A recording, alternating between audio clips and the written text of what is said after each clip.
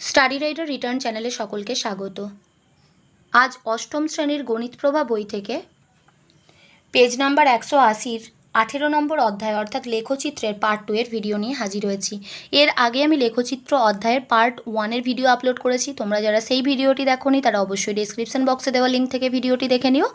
আজকে আমি 2-এর দাগের অঙ্কটা সলভ করে দেবো, কারণ এর আগে আমি 1-এর দাগের অঙ্কটা এবং লেখচিত্রের যে বেসিক তোমাদের জিনিসগুলো জানতে হয় সেগুলো সম্পর্কে আলোচনা করেছি। অবশ্যই তোমরা পার্ট 1-এর ভিডিওটা দেখে নিও।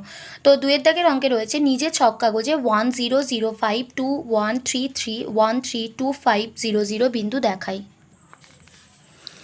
আমরা শিখেছি লেখচিত্রের একটা মূল বিন্দু থাকে, অর্থাৎ যে বিন্দু থেকে আমরা লেখচিত্রটা আঁকা শুরু করছি। যেমন এখানে এই বিন্দুটা হচ্ছে মূল বিন্দু, এবং এই মূল বিন্দু অর্থাৎ 0 0 সেখান থেকে ডান দিকে যে অক্ষটা থাকে সেটা হচ্ছে এক্স অক্ষ, এবং ওপরের দিকে যে অক্ষটা উল্লম্বভাবে উঠে যায় সেটা হচ্ছে ওয়াই অক্ষ।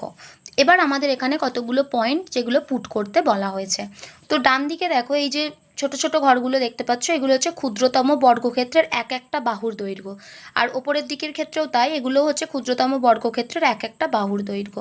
আমরা যখন এখানে বিন্দুগুলো বসাবো খুবই ঘেঁষাঘেঁষি হয়ে যাবে বিন্দুগুলো। তার জন্য আমরা কি করছি না, এক একটা ঘরকে মানে আমাদের এখানে যে দুটো ঘর দেখতে পাচ্ছ, দুটো ঘরের যে মানটা সেটাকে আমরা এক ঘর ধরে নিচ্ছি। অর্থাৎ আমরা এখানে উভয় অক্ষ বরাবর ক্ষুদ্রতম বর্গক্ষেত্রের দুটি বাহুর দৈর্ঘ্যকে 1 একক ধরে নেব। কেন? কারণ যাতে অঙ্কটা খুব একটা ঘেঁষাঘেঁষি না হয়। খুব ঘেঁষাঘেঁষি হলে আমরা অঙ্কটার প্রত্যেকটা পয়েন্টকে আইডেন্টিফাই করতে আমাদের প্রবলেম হবে। তার জন্য আমরা দুটো ঘরকে একক ধরে নিচ্ছি। অর্থাৎ এখানে যখন আমরা এক ঘর দু ঘর যাব, হিসেব অনুযায়ী সেটাকে আমরা এক ঘর কাউন্ট করব। বোঝাতে পারলাম? এবার দেখো, প্রথম যে বিন্দুটা রয়েছে এখানে 1 0, অর্থাৎ এক্স অক্ষ বরাবর আমরা যাব এক ঘর, ওয়াই অক্ষ বরাবর আমরা যাব 0 ঘর। তাহলে এক্স অক্ষ বরাবর প্রথমে 0 থেকে যখন শুরু করব, আমরা প্রথমে এক্স অক্ষ বরাবর অর্থাৎ অনুভূমিক দিকে আগে যাব, তারপর উল্লম্ব দিকে যাব। তাহলে এখানে আমরা দু ঘরকে এক ধরেছি, তাহলে আমাদের যেহেতু 1 0 বিন্দু বলেছে, তাহলে এখান থেকে আমরা এখানে এলাম, এটা হচ্ছে আমাদের এক ঘর। আর ওপরের দিকে 0 যেতে বলেছে, তার মানে ওপরের দিকে আমরা যাব না, যে পয়েন্টটা পেয়েছি এটাই হচ্ছে আমাদের এ বিন্দু। অর্থাৎ প্রথম বিন্দুটাকে যদি আমরা এ বিন্দু নাম দিই, তাহলে এটা হয়ে গেল আমাদের এ বিন্দু। দ্বিতীয় বিন্দুটার বলে দেওয়া আছে, দ্বিতীয় বিন্দুটা হচ্ছে 0 5 বিন্দু। 0 5 মানে কি, এক্স অক্ষ বরাবর আমরা 0 যাব, 0 মানে যেখানে আছি সেখানেই থাকবো। ওয়াই অক্ষ বরাবর আমরা 5 ঘর যাব। এবার খুব ভালো করে খেয়াল করো, ওয়াই অক্ষ মানে আমরা উপরের দিকে যাব, কিন্তু আমরা কি ধরে নিয়েছি না, এই দুটো ঘরকে এক ধরে নিয়েছি। তাহলে এখানে হচ্ছে আমাদের 1, এটা হবে 2, এটা হবে 3, এটা হবে 4, এটা হবে 5। তাহলে এই হচ্ছে আমাদের বি বিন্দু, যেটার স্থানাঙ্ক হচ্ছে 0 5। এরপরে আমরা সি বিন্দুটা দেখে নেব। সি বিন্দুর স্থানাঙ্ক হচ্ছে 2 1, অর্থাৎ 0 থেকে শুরু করে আমরা এক্সের দিকে যাব 2 ঘর, ওয়াই এর দিকে যাব 1 ঘর। তাহলে এখানে যখন আমরা এই যে দুটো বর্গক্ষেত্রের বাহুর দৈর্ঘ্য মানে এটা আমাদের 1, তাহলে এখান থেকে এখানে এলাম মানে 1 ঘর এলাম, এখান থেকে আবার এখানে যখন আসছি 2 ঘর আসছি, তাহলে এক্স অক্ষ বরাবর 2 ঘর এলাম, আর ওয়াই অক্ষ বরাবর আমরা 1 ঘর যাব, 1 ঘর মানে এখানে। তাহলে এই যে বিন্দুটা তোমরা দেখতে পাচ্ছ, এটাই হচ্ছে সি পয়েন্ট, যার স্থানাঙ্ক 2 1। এরপরে আমরা ডি বিন্দু দেখে নেব, যার স্থানাঙ্ক হচ্ছে 3 3। 3 মানে এক্স অক্ষ বরাবরও 3 যাব, ওয়াই অক্ষ বরাবরও 3 যাব। তো এখানে 1 ঘর 2 ঘর 3 ঘর, আর ওপরের দিকে যাব 1 ঘর 2 ঘর 3 ঘর। এই যে দেখতে পাচ্ছ ডি বিন্দু, এর স্থানাঙ্ক কত? 3 3। এরপরে আমরা ই বিন্দু দেখে নেব, যার স্থানাঙ্ক 1 3। 1 3 মানে এক্স অক্ষ বরাবর 1 ঘর, এই যে এখানে, আর ওয়াই অক্ষ বরাবর 3 ঘর, মানে 1 ঘর 2 ঘর 3 ঘর। এই যে আমাদের ই বিন্দু 1 3। এবার 2 5 বিন্দু রয়েছে এফ বিন্দু। 2 5 মানে কি, এক্স অক্ষ বরাবর 2 ঘর যাব, এখানে 0 1 ঘর 2 ঘর, আর ওয়াই অক্ষ বরাবর 5 ঘর যাব, মানে 1 ঘর 2 ঘর 3 ঘর 4 ঘর 5 ঘর। এটা হচ্ছে আমাদের এফ বিন্দু, যার স্থানাঙ্ক 2 5। এরপরে বলেছে 0 0 বিন্দু দেখাও। 0 0 বিন্দুটা আমি বলেছিলাম যে মূল বিন্দুটা, এটাই হচ্ছে আমাদের 0 0 বিন্দু, এটাকে আমরা ও নাম দিয়ে দিয়েছি। এই বিন্দুটাই হচ্ছে আমাদের 0 0 বিন্দু। তাহলে এইভাবে তোমাদের লিখতে হবে, এ বিন্দুর স্থানাঙ্ক 1 0, বি বিন্দুর স্থানাঙ্ক 0 5, সি বিন্দুর স্থানাঙ্ক 2 1, ডি বিন্দুর স্থানাঙ্ক 3 3, ই বিন্দুর স্থানাঙ্ক 1 3, এফ বিন্দুর স্থানাঙ্ক 2 5, আর ও বিন্দুর স্থানাঙ্ক হলো 0 0।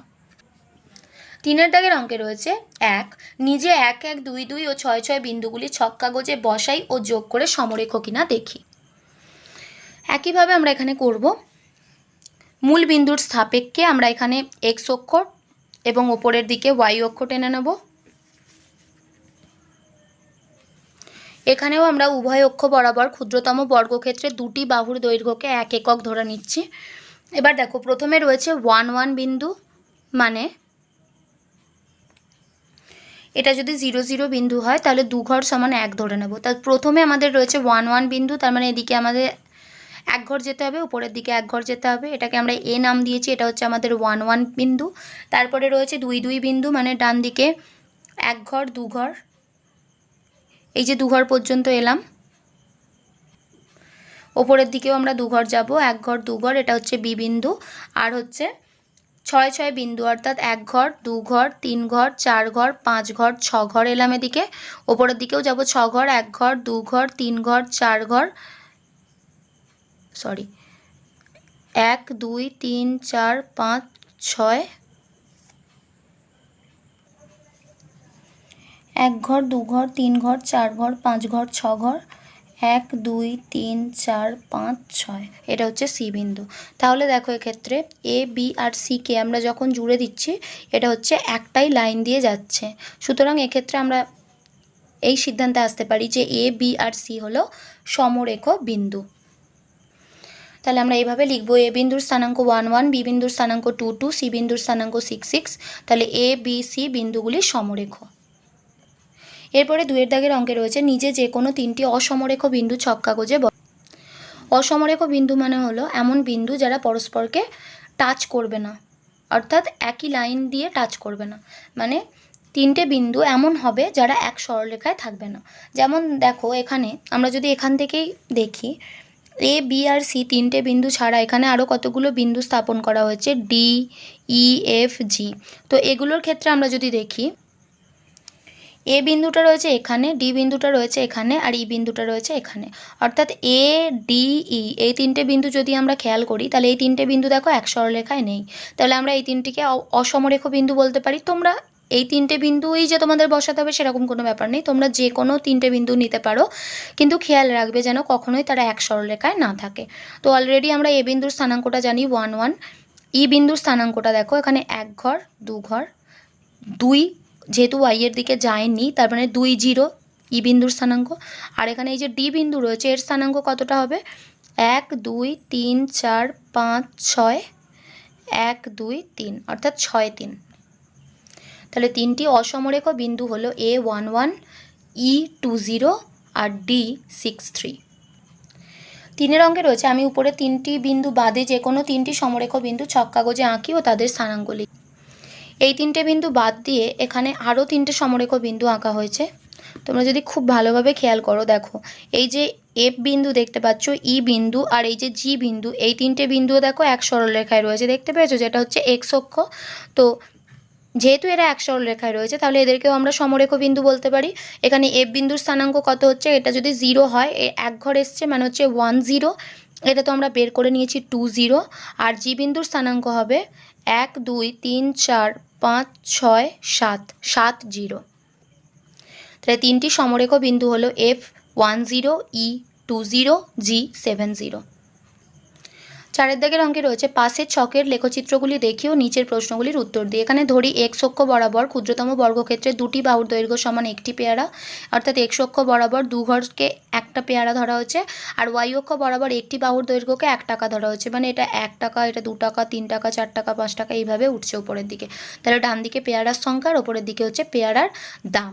তো প্রথমে 1 এর দাগে কোয়েশ্চেনে বলা হচ্ছে, লেখচিত্র থেকে পেয়ারার সংখ্যা ও দাম কি সম্পর্কে আছে। এক্ষেত্রে দেখো, পেয়ারার সংখ্যা যত বাড়ছে পেয়ারার দামটাও ঠিক ততই বাড়ছে, কারণ লেখচিত্রটা আস্তে আস্তে উপরের দিকে উঠছে, মানে সংখ্যা বাড়ার সাথে সাথে দাম বাড়ছে। মানে এদের মধ্যে কি সম্পর্ক রয়েছে না, সরল সম্পর্ক। লেখচিত্র থেকে পেয়ারার সংখ্যা ও দাম সরল সম্পর্কে রয়েছে। এরপরে বলেছে 4টি পেয়ারার দাম কত লিখি। এখানে ছবিতে দেখো 4টি পেয়ারা মানে এই বিন্দুটা। তো 4টি পেয়ারা বরাবর আমরা যদি এই লাইনটাকে খেয়াল করি, তাহলে লেখচিত্রে কোথায় গিয়ে ছেদ করছে, দেখো এই বিন্দুটাতে ছেদ করছে। এবার এই বিন্দুটা এখানে গিয়ে কোন পয়েন্টটাকে ছেদ করছে না, 12। সুতরাং আমরা লিখতে পারি 4টি পেয়ারার দাম 12 টাকা। 4টি পেয়ারার দাম 12 টাকা। এরপর 3-এর দাগে রয়েছে 30 টাকায় কতগুলি পেয়ারা পাওয়া যায় লিখি। তো 30 টাকা মানে দেখো লেখচিত্রে এখানে রয়েছে 30। তো এখান থেকে আমরা লেখচিত্র বরাবর গেলাম, সেখান থেকে নিচের দিকে আসবো, এসে দেখো দেখছি এখানে 10-এ টাচ করেছে, সুতরাং 30 টাকায় 10টি পেয়ারা পাওয়া যায়। এরপরে 4-এর দাগের অঙ্কে রয়েছে 9 টাকায় কতগুলি পেয়ারা পাবো লেখচিত্র থেকে লিখি। 9 টাকা মানে কি 1 2 3 4 5 6 7 8 9, এই যে 9 টাকা, এটা বরাবর যদি লেখচিত্রে যাই এখান থেকে আমাদের নিচে আসতে হবে। নিচে এসে কি দেখতে পাচ্ছি এই বিন্দুটা হচ্ছে, তো এই বিন্দুটা মানে কটা দেখো এখানে 1 2 3, 3টি পেয়ারা আমরা পেয়ে যাব। তাহলে 9 টাকায় 3টে পেয়ারা পাবো।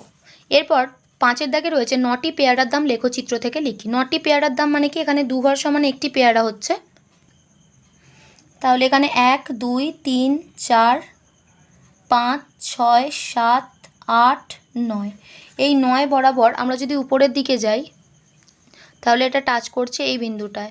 এই বিন্দু থেকে আমরা যদি এখানে আসি তাহলে এখানে দেখতে পাবো এই পয়েন্টটা মানে কত, এটা যদি 12 হয়, এটা 13 14 15 16 17 18 19 20 21 22 23 24 25 26 27, অর্থাৎ 27 টাকা। তাহলে 9টি পেয়ারার দাম হয়ে যাবে 27 টাকা।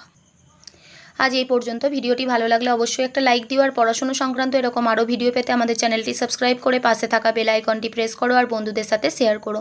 ভালো থেকো, খুব তাড়াতাড়ি দেখা হচ্ছে নেক্সট ভিডিওতে। Thanks for watching.